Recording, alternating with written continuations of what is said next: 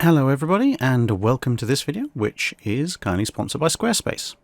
And today I'm going to show you how easy it is to add video. So you've probably seen this on the channel page.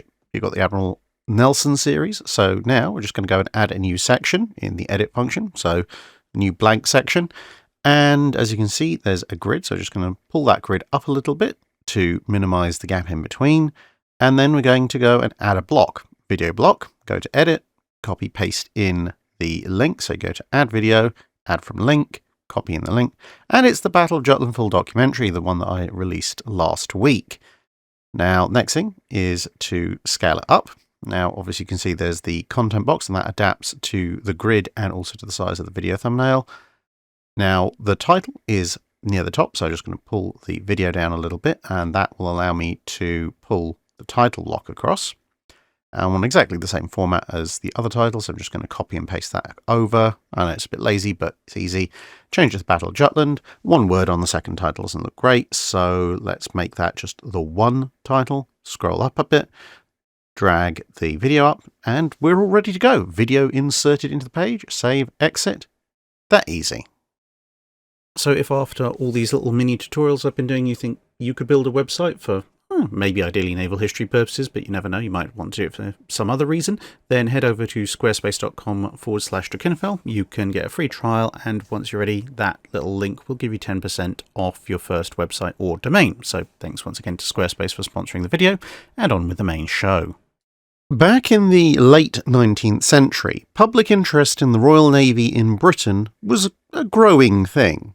Now, to be sure, there had been interest in Britain's main line of defence pretty much since the Royal Navy had come into existence, but in the 19th century, with greater public mobility thanks to the invention of the steam train and the establishment of the rail network, by the mid-1800s, the Royal Navy was something that was much more there for people in general, especially obviously those who headed down to the seaside for a coastal holiday, as opposed to something that was just, an abstract that you might read about or hear about, well, unless you happen to live in Portsmouth or Chatham or something similar. This rather rapid capacity to move bulk goods around the country also meant that newspapers were far more widely available, engaging those who didn't regularly visit the seaside for pleasure or business. And of course, those newspapers could use the train to send their reporters out to gather all sorts of stories.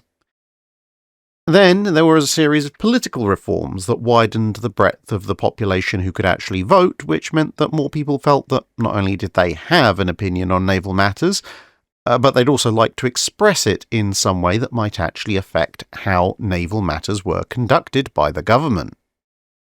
Another feature of this, for better or worse, was that between newspapers and various cheaply published books, often called penny dreadfuls, various waves of invasion hysteria would sweep across the UK every few years as some new technology, nation or navy rose to prominence, in the media at least, and was determined by somebody with at least vaguely passing rhetorical skills to pose an existential threat to the country.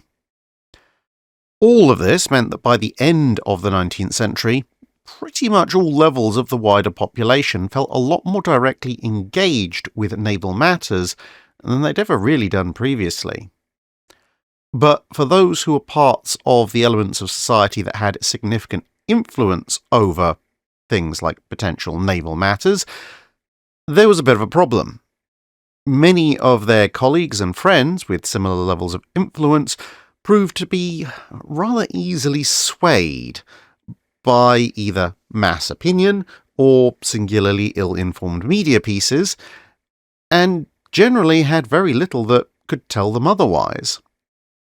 Desiring to not only influence naval policy and doctrine in what they felt was, of course, the right direction, but also to provide a more solid backing to the positions they advocated rather than, well, I happened to read in the newspaper today, as well as, more generally, to assist in the field of naval academia, a group of historians, naval officers, academics, and not a few politicians decided to get together and found a society, as was the style of the time.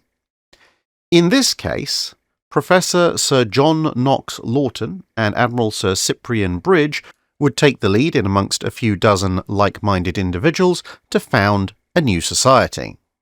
Admiral Bridge had a rather interesting pedigree. He'd been in the Navy since the middle of the century, and he was actually only one step removed from Nelson's time, having been nominated to a spot in the Navy by no less than Admiral Cochrane. Yes, the burn everything to the ground and salt the earth in the aftermath Admiral Cochrane, who was, of course, a contemporary of the Napoleonic Wars. Admiral Bridge had gone on to see action early on in his career in the Crimean War as part of the Royal Navy's actions in the Arctic and the Pacific, before later seeing action in a couple of other colonial wars and serving on almost every station that the Royal Navy possessed. Eventually, he would become a specialist on guns and armour, and by 1893 he was in command of the new battleship HMS Colossus over in the Pacific. In later years, he'd go on to command the Australian and China stations, although those two commands were, at this stage of proceedings, in his future. Now, students of naval history will scarcely need an introduction to Sir John Knox Lawton. But for those of you who might need such an introduction, he was born to a maritime family in 1830, joined the Royal Navy as a civilian instructor in 1853, and despite this technical civilian status, went on to see action in the Crimean War and in the Indian Ocean and the Pacific, since it turns out that if you're on a ship that's under fire, especially in the middle of the Victorian period, pretty much everybody on board gets involved in shooting back. He would remain at sea for over a decade until finally coming ashore to teach at the Royal Navy College in Portsmouth in 1866, which is where he remained until it moved to Greenwich in 1873, whereupon he relocated to follow it. During the 1870s, he advocated for historians to follow the then new approach of not just reporting events in history, i.e. what happened, but actually also analysing those events. That might seem like almost something you wouldn't have to say at all these days, but back in the 1870s this was a radical new approach to history. In 1885, he finished his naval career and then moved on to teach history more generally at King's College in London, which is perhaps confusingly actually a university. These days, one of the most prestigious seats in the naval history profession as a whole remains the Lawton Professor position of naval history at King's College. Among those who read Lawton's works with interest when it came to forming their own theses and opinion on naval matters were such figures as Julian Corbett and one US naval officer, Alfred Thayer Mahan.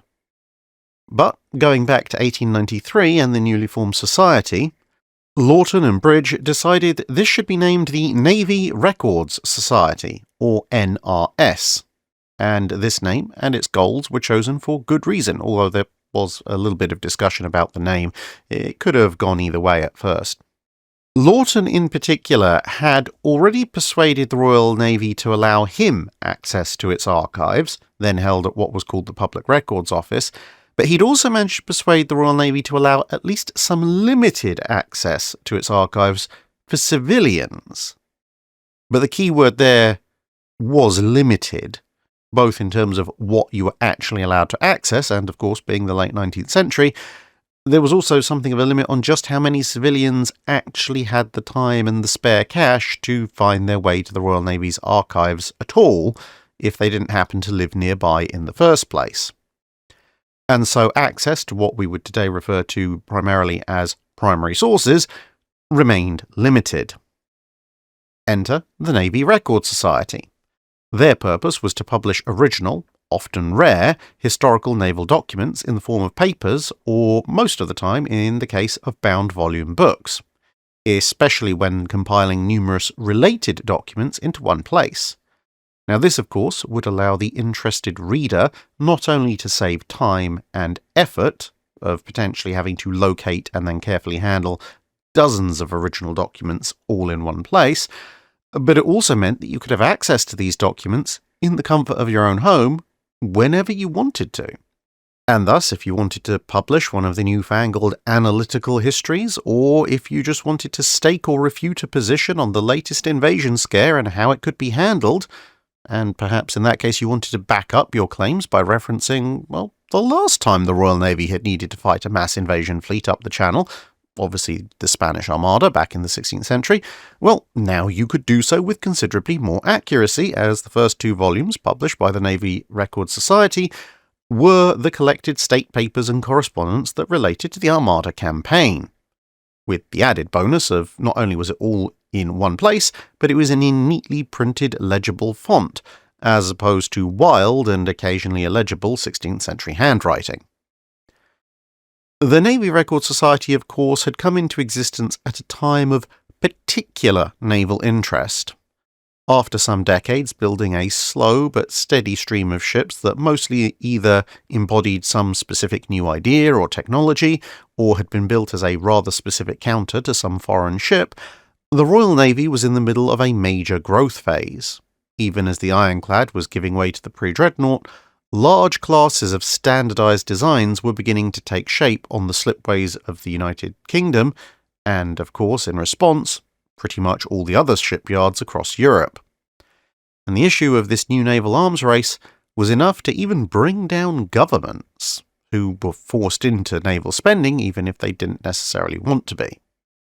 As such, many enthusiastic members of the new society actually had day jobs as politicians, or were in politically related roles, but obviously if you were a member of the Navy Records Society, they were generally of the faction that advocated for the Navy. It was, of course, an interesting era for an organisation that's still going these days.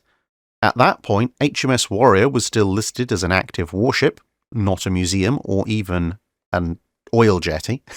Oil itself wasn't considered a fuel for ships at this point and wouldn't be for at least a decade or 2. HMS Victory was still riding quite happily at anchor in Portsmouth Harbour. The aircraft and the steam turbine were still just thoughts in the minds of their eventual inventors. And so the Navy Records Society got underway with its goals clearly established in its first constitution. The first goal would be the editing and publication of manuscripts illustrating the history, organisation or social life of the Navy. The second was the reprinting of rare or generally inaccessible works of naval interest. And third would be the publication of translations of similar manuscripts or works that could be found in foreign languages.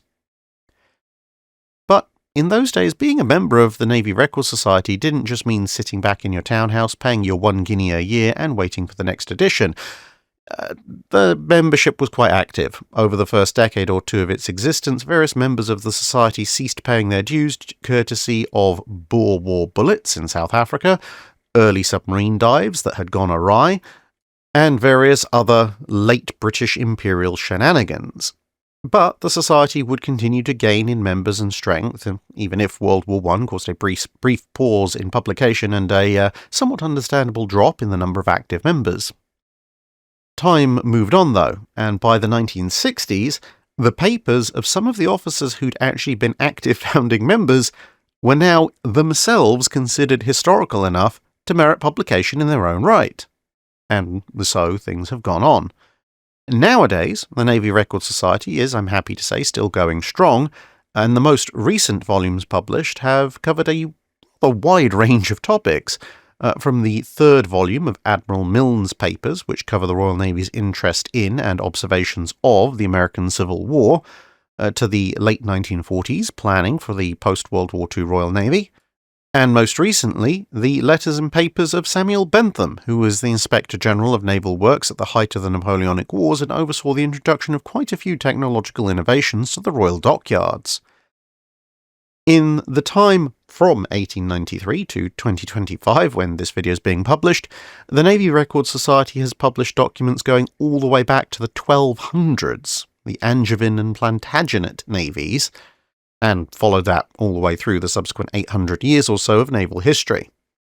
Now, although, of course, primarily publishing on British naval matters, there have been a number of volumes on foreign navies and general maritime law, and since 2012, there's also been a section of smaller articles published in an online magazine. A team of complete heroes also have managed to put together scanned PDF copies of practically every single book and article ever published by the NRS all the way back to 1893, and so there's actually no such thing as an out-of-print edition. So why am I telling you about all of this, and how do you get access to this wealth of material? Well, partially I'm telling you about this because, well, it's really interesting and useful, at least to me. And also, partially, the rather wonderful Dr. Sam Willis, author and historian, brought me aboard to the NRS, in part to help promote it to a newer generation. So, if you sometimes wonder where I keep coming up with all these little bits of information in terms of first-person correspondence from the people who were there and experiencing various things, well, sometimes that is my own archival research. Sometimes people supply me with their ancestors' diaries, particularly for World War I and World War II. But quite often it's also because I happen to have access to the Navy Records Society's library of, as mentioned, digital publications, because I'm a member. Now, if you'd like to be able to support the work the Navy Records Society does, as well as, incidentally accessing over 130 years of compiled naval history, you can do so by becoming a member via their website as you see on screen.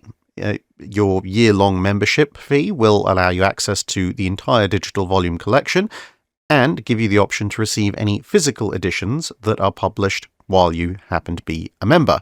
And if you're in the UK, there are also various events and trips that will get organised throughout the year. And so, while this is a relatively brief video today, I hope it's one that you find very useful, and I hope that in the next board meeting of the Navy Records Society, we'll be able to report a rather nice uptick in new memberships. But that's all for today. Thanks very much for listening, and see you again in another video soon.